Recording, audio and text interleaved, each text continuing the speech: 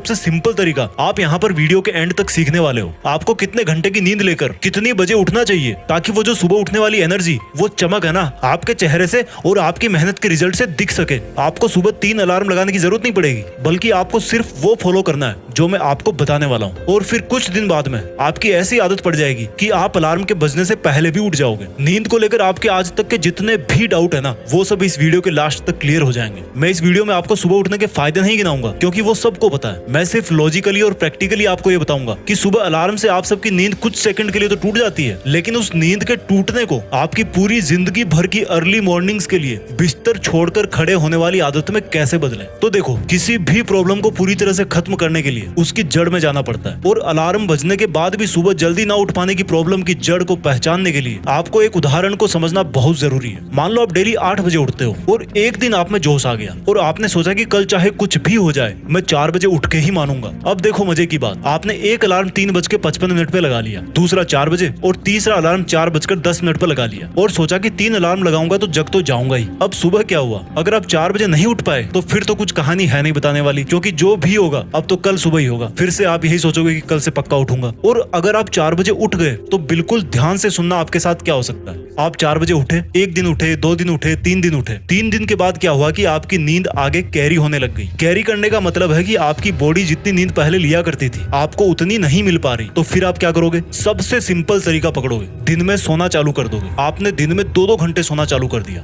आपने सुबह जल्दी उठने की एक अच्छी आदत पकड़ी थी, लेकिन उसके साथ साथ दिन में बहुत ज्यादा सोने की एक गंदी आदत भी मुफ्त में मिल गई। अब मैं दिन में सोने को गंदा क्यों बोल रहा हूँ? क्योंकि 5-10 मिनट की झपकी तो समझ में आती है कि चलो कोई बात नहीं, लेकिन अगर आप सो रहे हो 2 घंटा 1.5 घंटा तो फिर आपका सुबह जल्दी टाइम निकालने का मीनिंग उतना नहीं निकल पा रहा। क्योंकि सुबह जल्दी उठकर भी अगर दिन में सो रहे हो तो आपको कुल मिलाकर के 24 घंटे में उतना ही टाइम मिल रहा है, तो रिजल्ट कहां से मिलेगा? और अगर दिन में सोओगे तो रात को नींद लेट आएगी, और रात को नींद अगर लेट आएगी तो सुबह जल्दी कहां से उठोगे? और अगर कैसे भी करके आपने दिन की नींद को काबू में कर लिया तो उसका असर फिर आपको अगले दिन सुबह देखने को मिल जाएगा। आप कितना भी कर लो, सुबह 4 बजे नहीं उठ पाओगे। यानी कि आप जोश जोश में 4-5 दिन सुबह 4 बजे उठ गए, लेकिन आप चाहे दिन में सो या ना सो, टाइम को मैनेज नहीं कर पाने के कारण आपकी वो आदत फिर से छूट गई। तो आप पूरी तरह से जल्दी उठने का फायदा नहीं उठा पाए। क्योंकि देखो, असली फायदा तो उसी में है जिसमें आप सुबह को भी काम में ले लो और दोपहर में आपको सोने की भी जरूरत ना पड़े। तो आपको सुबह का एक्स्ट्रा फायदा भी मिल जाएगा और दोपहर में हमेशा की तरह काम भी कर पाओगे। तो आपने अभी तक ये सीखा कि हमारी जल्दी उठने की आदत 2-4 दिन में वापस क्यों छूट जाती है। लेकिन अब मैं सबसे इंपॉर्टेंट बात आपको बताता हूँ। जैसा कि मैंने आपको वीडियो के शुरू में कहा था कि सुबह किस टाइम उठना चाहिए और हमें किस तरह से अपने आप को मैनेज करना है, मोटिवेटेड रहना है, जिससे आप पूरी जिंदगी भर उसी टाइम पर उठ पाओ। तो देखो, उठना कितनी बजे चाहिए? आपने कई जगह सुना होगा कि ब्रह्म मुहूर्त में उठना चाहिए, लेकिन हर कोई इसके बारे में नहीं जानता। तो मैं आपको सबसे बेस्ट तरीका बता रहा हूँ कि रात को अंधेरा रहता है और जैसे ही सुबह सनराइज होता है, सूरज उग जाता है, पूरा उजाला हो जाता है। तो अब रात के अंधेरे का और दिन के उजाले का जो बीच का टाइम है ना, जिसको आप ना तो रात बोल सकते ना ही दिन बोल सकते हो, यानी कि जो टाइम इन दोनों के बीच का होता है उसको मॉर्निंग ट्विलाइट बोलते हैं। उसके फर्स्ट हाफ में आपको उठना है। अभी मैं आपको एग्जाम्पल के साथ बताऊंगा इसको। तो ये जो ट्विलाइट के फर्स्ट हाफ का टाइम है ना, इसमें आपका ब्रह्म मुहूर्त भी कवर हो जाता है। ये ना तो बहुत ज्यादा जल्दी है कि आपको फिर से दिन में सोने की जरूरत पड़े, और ना ही ऐसा टाइम है कि कोई आपको ये बोले कि भाई आप लेट उठ रहे हो। क्योंकि मैं प्रैक्टिकली बता रहा हूँ, आप 2:30 बजे उठो, 3 बजे उठो, आपकी मर्जी है, लेकिन फिर दिन में आपको सोने में टाइम वेस्ट करना ही पड़ेगा और सारे दिन सुस्त घूमते रहोगे। और लेट उठोगे तो दुनिया वाले आपको वैसे ही सुस्त बोल देंगे। तो ये ट्विलाइट का ऐसा टाइम होता है जब पक्षी जगना चालू हो जाते हैं। आपको कोयल की आवाज सुनाई देगी, चिड़िया की आवाज सुनाई देगी, अगर आप लकी है ऐसे माहौल में रहते हो तो।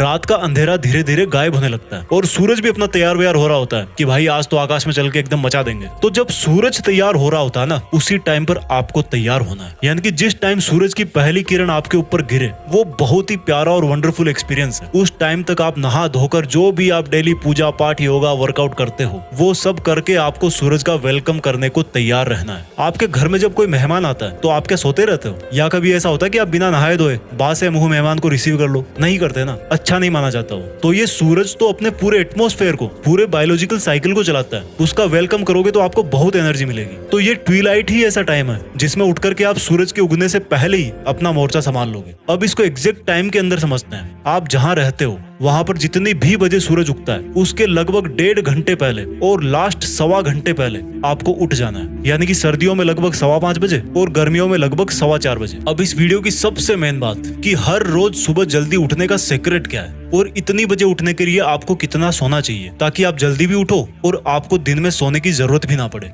सुबह जल्दी उठने का जो मेथड है ना वो एक दिन पहले ही शुरू हो जाता है। वो कैसे? आपने आज डिसाइड कर लिया कि भाई मुझे कल से 4:15 बजे उठना। Don't think that I'm crazy. I'm just so happy now with you.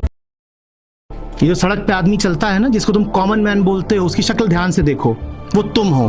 और अगर वैसा ही हो जाना है तो फिर कोई बात नहीं, बिल्कुल तयशुदा कहानी है, उसमें कोई